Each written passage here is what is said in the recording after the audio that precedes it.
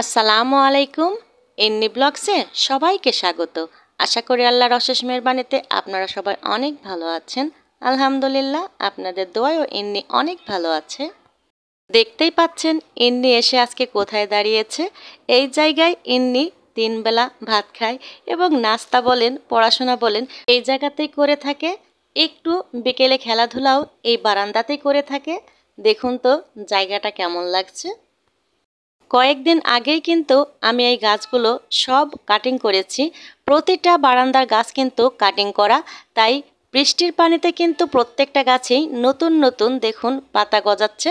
কত সুন্দর একেবারে সবুজ সবুজ ডগা বের হয়েছে। আর এই জায়গাটা দেখুন, এই জায়গাটা আজ থেকে 3 বছর পর্যন্ত আমি এই জায়গাতেই মরিচ খাচ্ছি। সেখানে আবার 2টা মরিচের গাছ হয়েছে। আমি আমি গাছ নাচছি। গাছ নাচছো? কি গাছ গো এটা? এটা মরিচ গাছ। দেখো মামা মা, এই যে কত ফুল ধরেছে, কত মরিচ ফুল ধরেছে। তাই নাকি? কই আমাকে একটা দেখাও তো। এই যে এখানে একটা ধরেছে, এখানে একটা ধরেছে। ও মা, তুমি মরিচ গাছ চেনো? ওই যে এখানে একটা ধরেছে। বাহ, এত মরিচ ধরেছে না ফুল ধরেছে? ফুল ফুল ধরেছে। এই দেখ, বাবা আসে আমার কাছে। বাবা আসছে তোমার কাছে? আচ্ছা শোনো, এই মরিচ গাছ কে লাগিয়েছে? এক মরিচ গাছ লাগাই না। কে লাগিয়েছে বলো তো? ওই যে দেখ, আবার ভাইয়া দেখাচ্ছে। ও, আবার ভাইয়া তাকাচ্ছে। আচ্ছা ওরা পচা, তোমার খালি ভিডিও করতে আসলে না ডিস্টার্ব করে, তাই না? তো দেখাও তো তোমার মরিচ গাছে আসলে কতগুলো ফুল ধরেছে। ধরে নে। দেখি। ও, ফুল ধরেছে শুধু, তাই না? দেখো আমাকে ভালো করে একটু দেখাও, তোমার হাত দিয়ে নেড়ে চেড়ে দেখাও একটু। এমনি আপনাদেরকে একেবারে সুন্দর করে নেড়েচেড়ে গাছটার সম্পূর্ণ আপনাদের দেখানোর চেষ্টা করছে। এই যে 2টা মরিচ গাছ দেখছেন, এই ছোট্ট মরিচ গাছ দুটো কিন্তু একসময় সম্পূর্ণ এই জায়গাটা নিয়ে নেবে। আর আগের যে 2টা গাছ ছিল আমি কেটে ফেলেছি, ফেলে এই 2টা গাছ আবার নতুন লাগিয়েছি। এখান থেকে আমি প্রত্যেক সপ্তাহে কিন্তু আগের গাছে 1 পোড়ও বেশি করে মরিচ তুলতাম। এই গাছেও কিন্তু তার ব্যতিক্রম হবে না। আপনারা দেখতে পাচ্ছেন কি পরিমাণ একেবারে কলি আর ফুল কিন্তু এসে গিয়েছে ছোট্ট একটা গাছে। প্রতিটা গাছ যত্নে কিন্তু তার ফল পাওয়া যায়।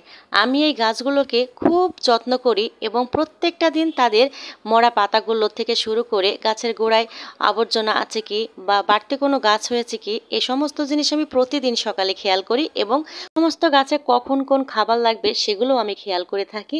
আর প্রতিদিন চাউল এবং ডাউলের পানি তো আমি 3 বেলাতেই দিতে থাকি।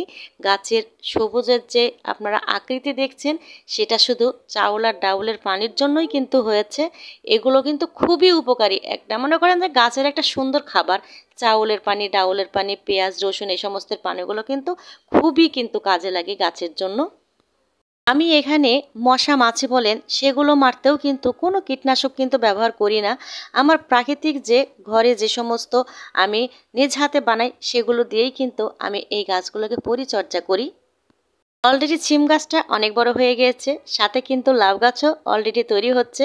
আরও আছে গোলাপের 2-1টা কালেকশন, জবা গাছ। সবগুলো আমি আপনাদেরকে আস্তে আস্তে দেখানোর চেষ্টা করব। আর এখন হচ্ছে বৃষ্টির সময়, তাই একবেলা না একবেলা বৃষ্টি হচ্ছে। বৃষ্টির পানি কিন্তু গাছের জন্য অনেক উপকার। দেখুন বৃষ্টির পানিতে কিন্তু গাছগুলো আরও কিন্তু সতেজ এবং তরতাজা হয়ে গিয়েছে। ভাবতে অবাক লাগে তাই না? 6 তলার ওপর একেবারে সবুজে সমারোহ সুন্দর একটা বারান্দা যদি আপনারা দেখতে পান তাহলে কেমন লাগে বলুন। অসাধারণ কিন্তু আমার বারান্দায় খুব সুন্দর একটা দৃশ্য মনে হয় বাইরে থেকে দেখতে। দেখুন আমি এই মরিচ গাছটা আপনাদেরকে ধরিয়ে দেখাচ্ছি। প্রত্যেকটা ডালে কিন্তু একেবারে অফুরন্ত এই যে মরিচের কলি এসেছে, মাঝখানে মাঝখানে অনেকটা ফুল ফুটে গিয়েছে। এই সপ্তাহ পরে কিন্তু আমরা মরিচের দেখা পাবো। গাছ থেকে কলি আর কলি থেকে ফুল, ফুল থেকে কি হবে? ফল। আমি যখন মরিচটা বের হয়ে যাবে অবশ্যই আপনাদেরকে দেখানোর চেষ্টা করব আর একটা কোনো ভিডিওতে। সে পর্যন্ত আপনারা সবাই অনেক ভালো থাকবেন, সুস্থ থাকবেন। ইন্নির জন্য অবশ্যই দোয়া করবেন। আর সুযোগ পেলেই আমি আপনাদেরকে বারান্দার ভিডিওর আপডেট দেখাবো। আল্লাহ হাফেজ, আসসালামু আলাইকুম।